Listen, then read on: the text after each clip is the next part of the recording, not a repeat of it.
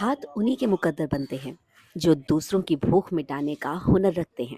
आज मैं एक ऐसी परोपकार वाली जगह पर आई हूँ जहाँ महीने के हर सेकंड संडे में भंडारा लगता है ऊपर वाले के नाम पर। और ये भंडारा करवाते हैं मीडिया प्रेस क्लब की राष्ट्रीय अध्यक्ष और Sindhi council of India northern India के अध्यक्ष श्री अशोक लालवानी जी और उनकी पूरी टीम। बहुत ही दिल से और बहुत ही मेहनत के साथ इस कार्यक्रम को संपन्न किया जाता है। मैं तो ये कहूँगी कि इस भंडारे के एक एक अन्न में इतनी बरकत होती है कि जो इस अन्न को खाता है ना, वो बरकत से भर जाता है।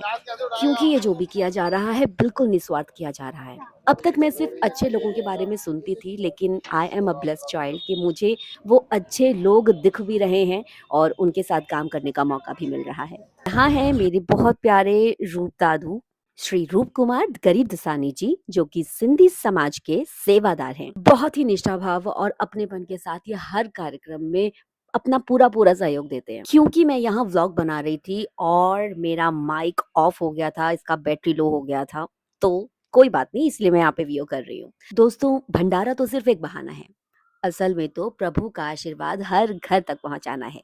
कि पहले भी बताया आपको मैंने कि भंडारे का यह कार्यक्रम हर महीने के सेकंड संडे में होता है और ये कार्यक्रम इतने बड़े पैमाने पर किया जाता है कि किसी भी चीज़ की कोई टेंशन नहीं होती है। वो होता है ना कि जब हम कोई बड़ी चीज़ प्लान करते हैं तो भागा-दौड़ी में और टेंशन में, अरे ये आया कि नहीं आया, अरे वो आया कि नहीं आया। लेकिन यहाँ ऐसा बिल्कुल नहीं है, बहुत ही कामनेस के साथ हर कार्य किया जाता है।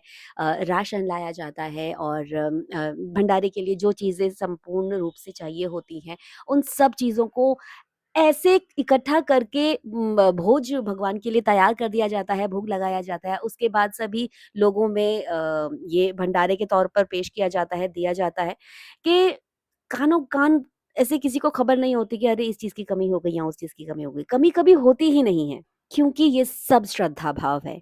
और जब आप सच्चे दिल से श्रद्धा भाव के साथ कोई काम करते हैं ना, तो ऊपर वाला उस काम को बिना किसी रुकावट के कब पूरा कर देता है ना, ये हमको खुद को नहीं पता चलता। और इसी महत्वपूर्ण कार्य का, इतने बड़े काम का हिस्सा, एक छोटा-सा हिस्सा मैं भी बनी और मुझे भी ये मौका मिला कि इस परोपकार के कार्य में मैं भी हाथ बटा सकूँ। मैं तो क्या ही हूँ इन बड़ी-बड़ी हस्तियों के बीच में, मैं इतने बड़े-बड़े लोगों के बीच में यहाँ ये काम करने का मुझे जो सौभाग्य प्राप्त हुआ है, मैं भगवान की तहे दिल से शुक्रगुज़ार हूँ कि ज़िंदगी के आज इस मोड़ पर जिस स्टेज में मैं खड़ी हूँ, वहाँ मुझे ये कार्य करने का मौका मिल रहा है। और ये जो मेरे आस-पास जितने भी लोग हैं ना, ये अपने-अपने फ़ील्ड्स में दिग्गज हैं सभी के सभी।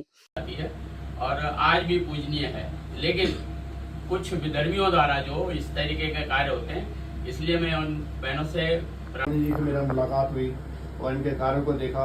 जिस तरीके से सिंधी भाषा को प्रमोट कर रहे हैं, उसको देख के मैं वाकई इनका एडमायर हो गया, फैन हो गया हूँ इनका। और जिस तरीके से इन्होंने सिंधी भाषा को बढ़ाया है और आगे भी बढ़ाने की कोशिश कर रहे हैं, और उसके अलावा इन्होंने जो इस वक्त प्रति माह लंगर का आयोजन किया है, वो तो देख के मैं बहुत ही ज़्यादा खुश हुआ। मैं कहा वाकई इसमें आपने आई सैल्यूट यू, आई सैल्यूट आपका सहयोग है, आई salute you, I salute you.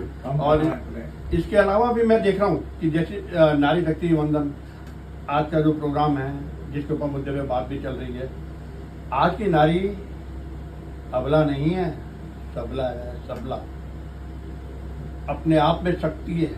और आज उसको मोदी जी जिस तरीके से आगे लेकर आ रहे हैं, मैं उनको भी सैल्यूट करता हूँ। और मैं उम्मीद रखता हूँ कि इसी तरीके से अशोक लालवानी जी आप कार्य करते रहेंगे और आगे सिंधियत को बढ़ावा देंगे। जय झूलेलाल, जय झूलेलाल।